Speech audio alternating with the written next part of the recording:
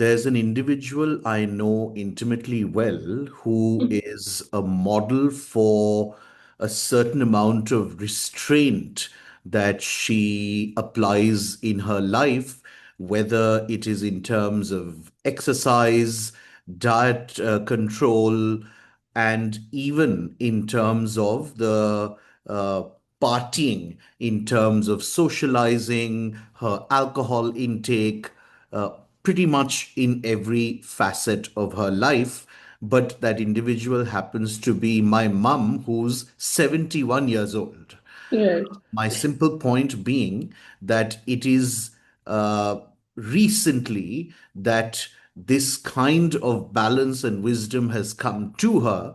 And as for myself, it's shameful to even admit that at 45, despite being a cancer survivor, I have little or no balance. The reason I'm sharing this is because the individual joining us today is a relatively young but wholly enlightened soul, at least in my perception, because she seems to have cracked this code very, very early on, which will obviously hold her in extremely good stead in the future because she has exercised, understood first and foremost the value of balance and exercised it in pretty much every facet of her own life and, it embodies it in a very holistic manner.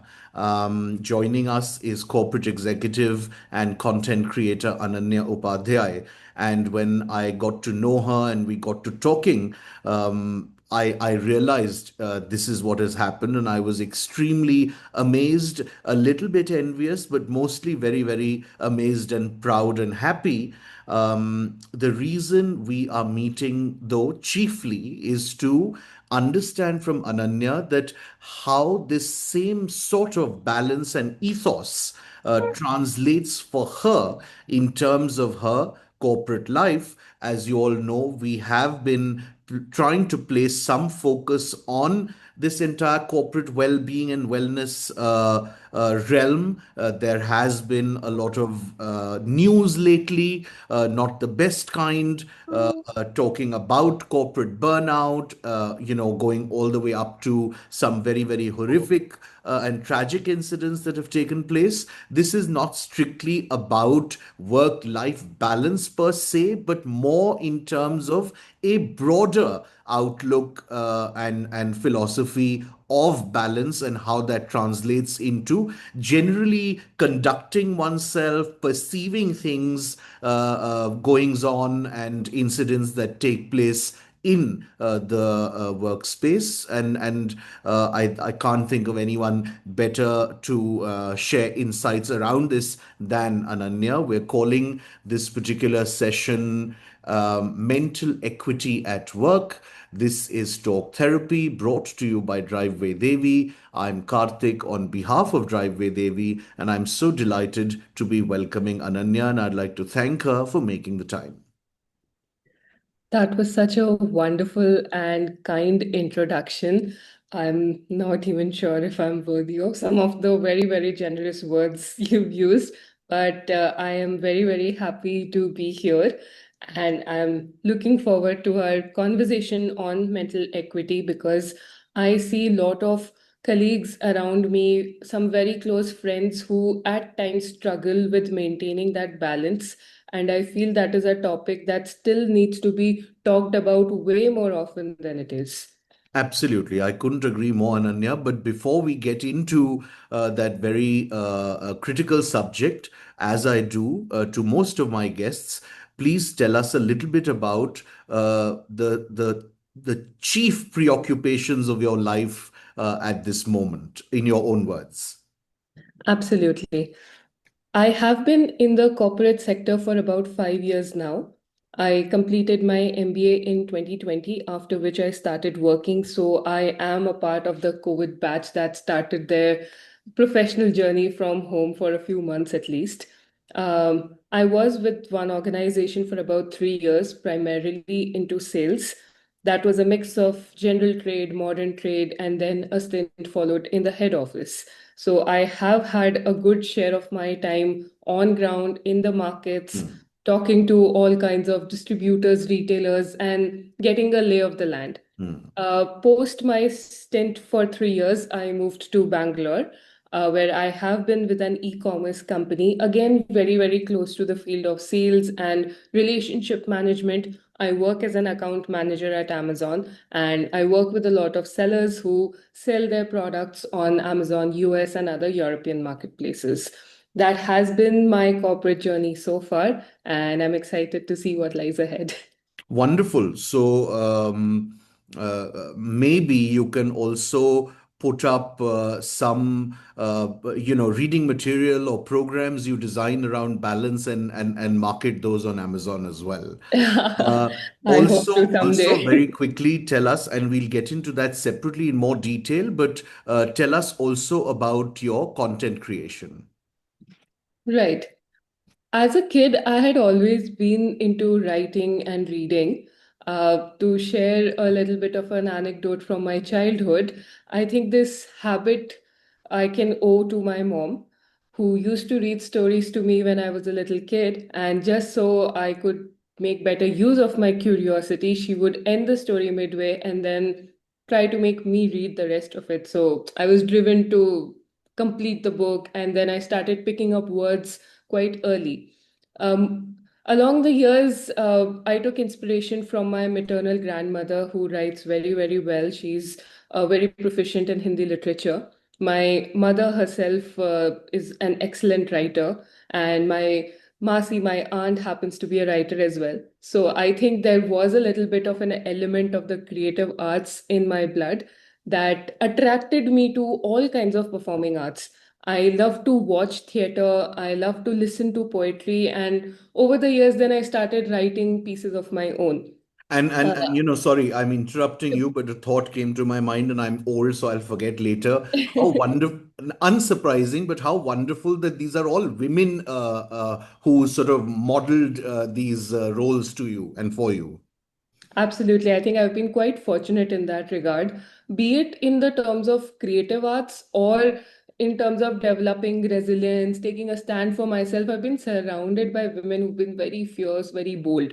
So credits to all the women in my family, in my life who have taken inspiration from. Huh, but again, I must underscore this here, Ananya, that and I know I'm making certain generalizations, but I don't think you'll disagree. It's important for me to remind and share with our audience that Ananya's originally from Jodhpur, if I'm not Yes, mistaken, and correct. which is Rajasthan, and maybe she is too politically correct to say this, but I can say it. It is the cradle of patriarchy. It is a state where women are really, really unseen and unheard. And so to have had women in her family who've stood up and taken a stand for themselves and is something that she has imbibed through osmosis and has done so for herself and is an actualized liberated individual from my state, my very beloved state, I might add, is very significant in itself. I think I will have to agree with you here. And that is the key thing that makes a difference in two very similar households. If you have a strong leader or a strong figure in the form of a woman, she has all the power to set the foundation of how future generations are going to be modeled. So I'm very grateful to have had that support in my family. Wonderful. So now, in very simplistic terms, Ananya, I'm going to simply ask you that the recognition that a certain equilibrium and balance is important, when and how did it come to you? I think it is again a set of lot of incidents over the Sure. years. The position I'm in right now when it comes to balancing emotions was not always the case. In fact, I think I was quite eccentric growing up as a child, Hmm. not the very best at regulating emotions. In fact, I could be someone who was, I could be called someone who could be perceived as a little conceited. I was Hmm. not very, very open in expressing what I was going through, and I had this very weird sense of taking everything on my own. I would refuse help. I would just try to solve every situation by myself, and that led to more harm than good most of the Sure, times. sure. But across a lot of incidents, and again, credits to my parents who did sort of intervene at a lot of times. And why I say this is self-imposed, because now when I look back, I see that I had a very solid support system in place, and all of that was really not required. Right. So So that typically speaking, pretty much none of the extraneous factors or reasons that would exist for a person to be that way were not necessarily so in your case. absolutely. Usually, there is a reason to pinpoint that if I complain, it'll not be perceived well. Hmm. If Hmm. I'm way too bold about something, Hmm. they'll take it in the wrong way or something like that. And for example, in a household where maybe parents or family can be too protective, that was not the case. My parents would really push me to just go and chase after my dreams. And in that setup, now I feel it was really strange why I did have to go through all of that self-imposed problems. But that being said, that was my journey at one point. Let's Things put it started down to to. the universe conspiring to bring you greater wisdom. I really hope so. Then that brings me to my years in Delhi during my graduation, where I met a lot of different kind of people at the same age from different backgrounds. So that inevitably pushed me to push myself in areas that I was not comfortable with.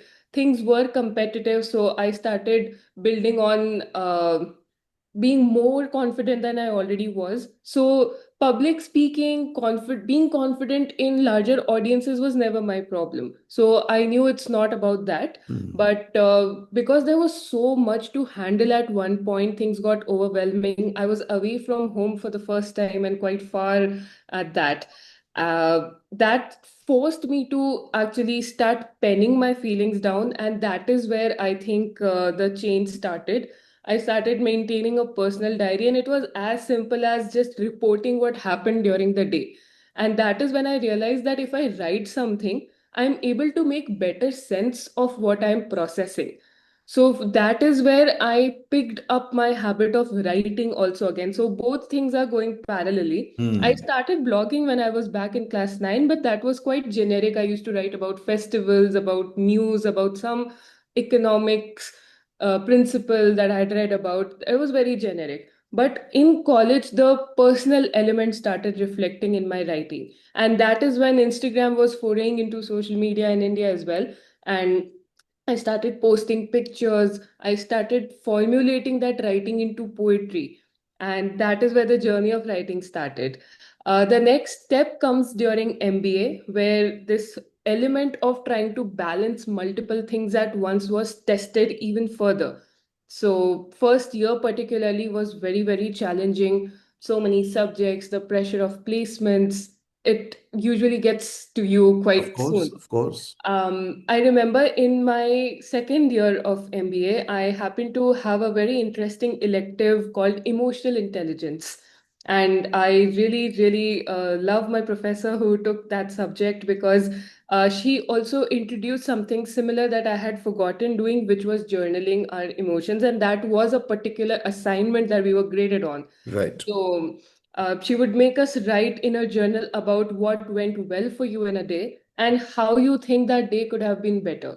So that reinforced even my habit and my idea that once you start describing something, or more importantly, writing something, you make better sense of how you're perceiving it. Sometimes you just feel a little low throughout the day. You're not able to pinpoint what's causing that drop in energy. But once you write it, in terms of, okay, I woke up at 9, I did this, did that, then you realize, oh, somebody said something to me that triggered some emotion from the past Absolutely. and that brought me down. So I address that and then I'm over it the next day. But if you don't process it the right way, for me it is writing, for someone else it could be something else. Sure. you tend to suppress it, you tend to Hmm. internalize it, and then Hmm. one day it just bursts out of nowhere. Absolutely. So that elective really helped me a lot. Just out of curiosity, personal curiosity, Ananya, if you remember, was this individual who took this elective a mental health professional? No, that was a professor in our B school who used All to right. take other subjects All as right, well. all right. I'm only asking because actually I do mentor very similar programs myself at several design colleges. Right. And I'm not a psychologist, so I was just curious. Okay, please carry on. Right. So that is one thing that I took with me for quite some time after that. I, of course, was not as regular as doing a daily entry, but I knew whenever I have that mental space where I'm not able to make head or tail of what's Right. happening, I Hmm. just take a piece of paper, I write it down, and then it all makes sense to me. Hmm. Hmm. Hmm. So over time, once you are used to writing a lot, then you start doing it mentally as well. You may not have the time or energy to pick up a pen or write it, but over time, when you realize, okay, I'm not feeling great about something, I just do a pros and cons in my head, like Hmm. a red and green. Okay, this Correct. did not work. 5 points in green. Okay, not to worry about. But Hmm. if someday the cons list is higher, then I know, Hmm. okay, there's something going Sure. wrong. Maybe that needs a bigger session to address. Hmm. So that's how I think I got into the habit of regulating myself Hmm. whenever needed. Hmm. That's such a. I mean, you're almost like an ambassador for all the things that are recommended, or actually, I would go so far as to say prescribed, which you really just sort of picked up by yourself, which is wonderful. Now, so please correct me if I'm wrong. What I'm understanding is a couple of things, and how this interaction itself thematically is crucially different from talking about work life balance, in that uh, in a fundamental sense, when we talk about balance in our conversations context, it is more about an internal balance of the Right. individual and in the individual. And the second aspect to it, which I'd like to come to now, is therefore, when we extrapolate it in the workplace, it isn't again about balancing work versus life, but balancing our own emotions vis-a-vis goings on within the workplace. Absolutely. Right. So now I would like for you to talk a little bit in detail about that. And of course, as you did when we spoke offline, also contextualize it with some specific examples or scenarios that tend to take place at an office or an organization, where that balance can really make the difference between feeling distressed and being and maintaining a certain calm. Absolutely. I have a lot of examples from my journey to share. I think that will help what I'm trying to coming to. So my first ever stint right out of MBA after COVID, having gone through an orientation in my new role, I landed up in Kolkata, where I had a team to manage. Now, for a fresher right out of college with no shadowing on the ground, just immediately heading a sales team was a huge challenge. You're suddenly responsible for target setting, ensuring all the deliverables are met, and also crafting the career plan for people who are way more experienced than you. So, while this was a very personal experience, I'm sure there are a lot of people who've been just immediately thrown into positions where they've had no relevant experience, but the expectations are high. So, in that situation, it was not about balancing work or life for me. I was sharing a flat with another person. I was very comfortable. So, I did not have responsibilities or high expectations from a personal life.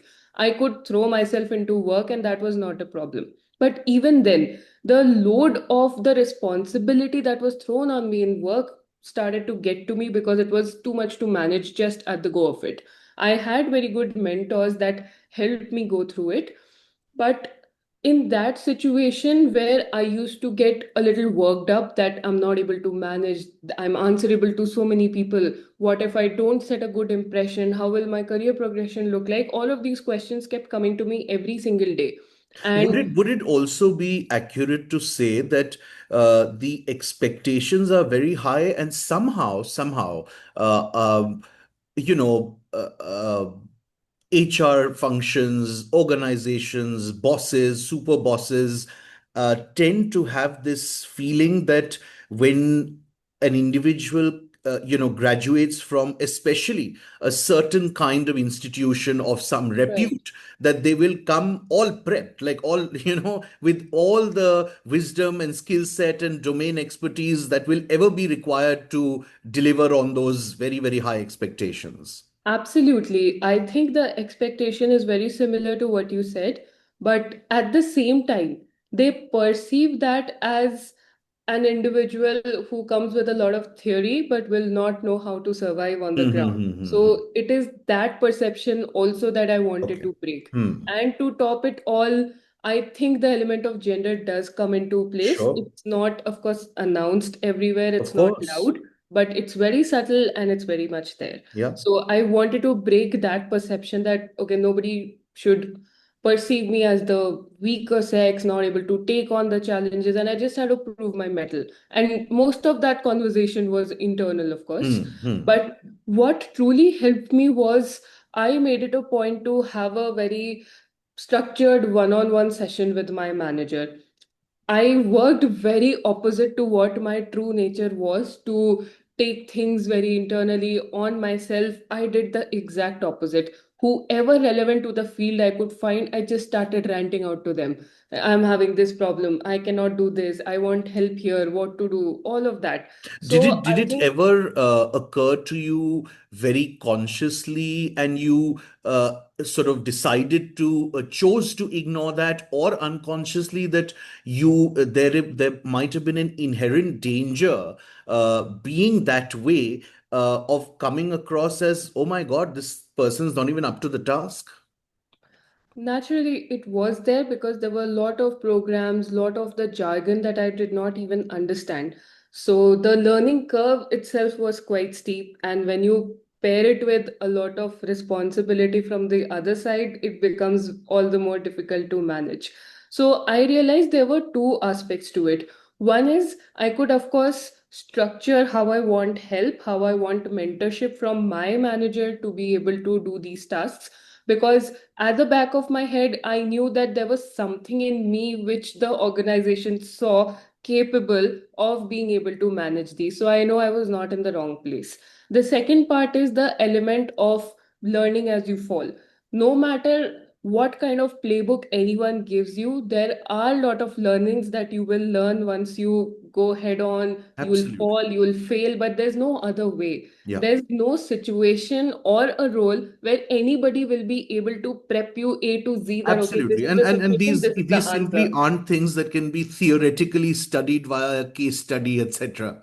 Exactly. So I realized as long as the people around me have good intent and they're ready to help me, I think I'm in the right place. And this learning curve is something that's very important for me. And of course, looking back, I do realize the importance of the same. I've Hmm. had very difficult conversations with team members that at the time used to feel like, oh my God, this is the end of the world. But now I realize how important that experience was for me. So, in fact, now I can feel that if I survive that, everything else is just a development over that. Right, right. So I think two parts to it. One part is accepting that this struggle is crucial and not get bogged by it, because I had, of course, a lot of colleagues who were very new into the corporate or new into the company or a very challenging role. And to a lot of them, that started getting to them so much that they were already looking for changes. So I think that is one limit that you should not fear from reaching.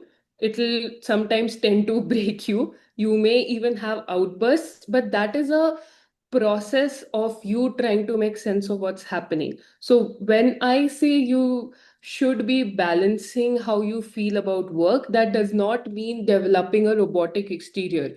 It's absolutely healthy and, in fact, necessary to come back home, have a good cry, good rant, and just scream at someone. But the Absolutely. next day, you are regulated that way that you got it out of your system, and now you're back to being neutral and seeing what is what. So that's very important. I think coming back, reflecting on how Hmm. you're feeling, process it, express it, but then the next day or couple of days after that, you get back to how you were. Very, very, very crucial points you've made, particularly what you've concluded this response with. I couldn't agree more, because it is that not recognizing and or denial and or suppression of all of this, which baggage, which then turns toxic, and then pretty much, as it happened in my case, to put it quite bluntly, can even become a cancer, literally. Um, so you've sort of, in a roundabout way, kind of reflected on this, but I want to ask you specifically. Um, all individuals have different dispositions. We have different personalities. Some people tend to be extremely sort of touchy and sensitive. Others tend to be very, very laid back. Comment, if you will, on some negatives of being either of these extremes, again, vis-a-vis the workplace. By nature, I would say personally, I am a very sensitive person. But that being said, over time, I think I have developed a level of emotional intelligence where if I'm having an outburst, I know why I'm having it and how long it'll take for me to get over it. Hmm, hmm, So, yes, whenever there is a difficult situation at work, personally, it does tend to affect me for a little bit. Quite recently, there was an episode where I was quite convinced that I am following the right procedure. I am meeting all the expectations. I'm delivering as I'm expected to. But maybe the leadership had a different point of view, and there was a whole discussion around that, which I felt was quite unfair. To the point that I got back home, I called my mom, and I had a whole session where, okay, this is so unfair, and they're not recognizing what I'm hmm, doing, and this is hmm, becoming a hmm, pattern. hmm. So that did happen quite recently. But again, after all of that big emotion coming out of me got over, I could sit back and understand that, okay, I am someone who processes it in that way, but that does not mean the situation is that bad right now. I know the people around me are good at heart. They are also in the work setup to deliver their side. All of them have their own responsibilities and they are expected to act in a certain way. So it is just everybody doing their job. Maybe they are being questioned at a different end. They have different kinds of frustration that are not even getting trickled down to me. So all of that I do process after I am done Of course. expelling my Right. negative I mean, self. charity begins at home. So, yes, even if you are somebody, so two cases. One is you are somebody who's sensitive, who can absorb a lot of things very quickly. Second hand, maybe things don't tend to affect you. But Hmm. that situation, I feel, and this is a very personal point of view, that can be a little more dangerous because you may not truly understand the signs of stress that your body is taking. Hmm. You Hmm. may feel you're quite neutral on the exterior, that things Hmm. don't affect you. Hmm. But even if there is 1% chance that those things are getting into you, for example, you'll stretch your hours. Maybe you're supposed to work 12 hours a day, you're working 18, you're not getting enough sleep. So that manifestation of stress into your body, into your brain, then can tend to have maybe more long-term implications You're rather absolutely right. than you being able to process it right away and then moving on. In fact, you're making a very crucial point, because I would like to add to that by saying that many times, even emotional distress, for lack of understanding and recognizing it, uh, gets stored by the body.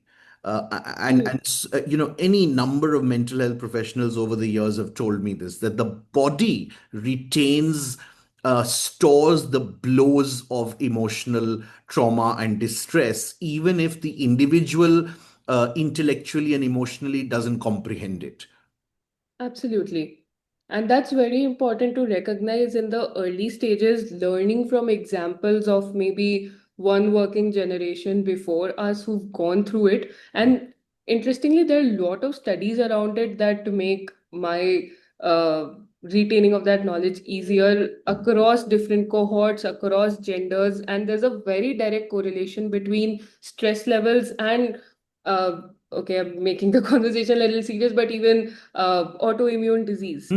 So it Absolutely. is not just about balancing your mental health, it is about preserving your physical health for the years that lie ahead. Absolutely. Absolutely. I think, And in general, in a very broad sense, an individual's vitality, if one can use that umbrella term, which then automatically means physical, psychological, are depleted and true. compromised. Very true. So, I think there are a lot of sessions by HR in a lot of companies when they hold meditation sessions or they bring experts who talk about this. But of course, as executives who are swarmed with a lot of things, sometimes we don't give it the kind of seriousness it requires. So, it is not that the knowledge is not there, but a lot of people are not able to execute it because of reasons that I'm sure are valid. There's so much on your plate. A lot of people have families, kids to balance after work, so that's a whole Yeah, different kind of yeah, yeah, commitment. yeah, yeah. But that being said, there are two things that I feel everybody should make time for at least once a week, if not daily. One is incorporating some form of outdoor activity if possible. It could just be like a 20-minute walk around your neighborhood if a gym is not possible. But I have firsthand experienced the benefits of endorphins coming into you after a stressful day. While I'm not a gym freak, I love food, but I have realized that just a 30-minute walk around the block helps me process the day so Yeah, much better. yeah, yeah, And second element is making time out for some activity that truly brings out your passion. yeah. So again, very cliche, but yes, work takes on a lot, responsibility towards family takes on a lot. Maybe you're hustling to build something, so you have so much to achieve. But throughout this process, you start acting like a machine and you forget what truly brings you happiness. So it's important to maybe craft it like a to-do list on your list of things to do and make time for it and just do it. It could be, painting or, and when I mean a thing that brings you joy, it shouldn't be something else that's on the screen like an OTT watch, you just watch a movie. That's truly not taking you away from that zone.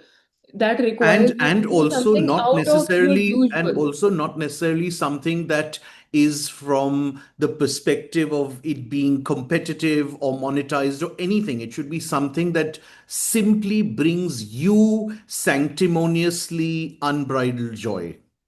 Absolutely. While there are, of course, the usual run-of-the-mill hobbies that people like to engage in, that's dancing or painting or singing, I think it does not have to be even as creative as that. It could just be maybe go around if you have a dog, try to make it a point to take your dog out for a Yeah, walk, yeah. or maybe just do a jigsaw puzzle, or just play and just go and have a 1 hour session of cricket with your friends if something like that is more possible. But taking time for your own self is what I'm trying to get at. Even if it does not make sense, even if it feels like it's not adding value in any sense, and you feel you're very sorted inside your head, you truly are not if you're not That's taking time for only that. born from, and I include myself in the sense that all of us are guilty of it. That's only born from the ignorance of how we define value, because it is incredibly valuable, because it is refilling our cup of joy, contentment, and vitality, and also providing those few minutes of respite and complete disconnect with what is otherwise an extremely chaotic and overstimulated existence. Right. And, to your other extremely important point about just go around the block, physical exercise is only very small part about physically losing or maintaining weight. It's entirely Absolutely. mental and psychological. In fact, you've sort of answered my last question, but I was in any case going to say that getting into this whole thing of acha ye HR ka responsibility hai, or is it on the individual to build this kind of awareness and understanding and intelligence, instead of getting into all that, to just focus on one or two things like you very correctly outlined, done simply enough, really. If you get down to it and decide to do it, it's not that difficult, and it will bring huge amount of what shall I say? Just a sense of actually balance is the word, into one's life. So we do like to conclude these sessions, which tend to become quite heavy and dense, on a note of optimism, solution, suggestion, and hope, which you've done extremely well already. So, hey, thank you very, very much.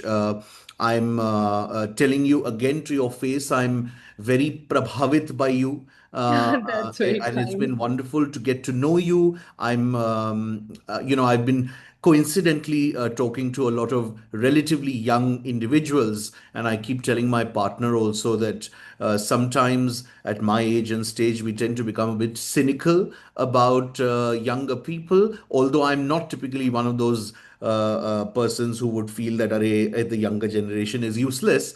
But especially when I interact with someone such as yourself, it really genuinely fills me with optimism, and that we might just be in good hands. So, That's very kind of you to say. And I think that is where, as I see more of batchmates, I see students from my alma mater or other colleges come into workspace now. The whole conversation around Gen Z being difficult to work with, I find quite problematic because, among other things, the positives that a Gen Z workforce brings with them is more acknowledgement of life outside of work or processing things while at work. So while I understand there has to be a boundary where you realize that something is toxic or not, there has to be an element of resilience you built in yourself to be able to deliver. At the same time, you need to realize that no kind of professional expectation is above your health, your family. So once you realize you've exhausted all possible options internally, there is really no other way out. I think it should be quite easy to take the call that, okay, it's a job after all. You are fairly experienced, you have faith in yourself, you land up somewhere else. It is a job. People are driven by company objectives and not for concern about you. I, So it's I really think about what kind of stress that you choose, because every workplace will be difficult in some aspect or the other. There's no dream destination. So it's really you at the end of the day that you have to take care of. most certainly, and I think this perception that you talked about, that Gen Z is difficult to work with, this might be putting it very, very simply and crudely, but I think it's only a consequence of a certain older generation who is now shocked that, oh my God, these people stand up for themselves and they have a life beyond work, which sort of transcends their profession, and life is not work, which are all extremely healthy developments. It means that we are Absolutely. evolving. Yeah. Very true. Very true. So wonderful, Ananya. Thank you so much for sharing all of that very, very important insight. I'd like to apologize. I keep interrupting. It's an old and terrible habit, but I just have so much to say myself. Um, Absolutely not. um, It's really fun to explore different aspects as we are conversing. That's the natural flow of things. Wonderful. So, all the best with all your endeavors. May you continue to now perhaps influence others to also develop this sort of understanding and balance. And we'll be in touch. Thank you. Absolutely. I'm so, so happy to have been here. It was a really enriching conversation, getting to know your points of view. And of course, I'm in awe of the wonderful work you do. Hare. I have listened to quite a few sessions that you have posted. So I'm really happy to be a part of one of the guests that you have. And I look forward to your work as well. Thank you.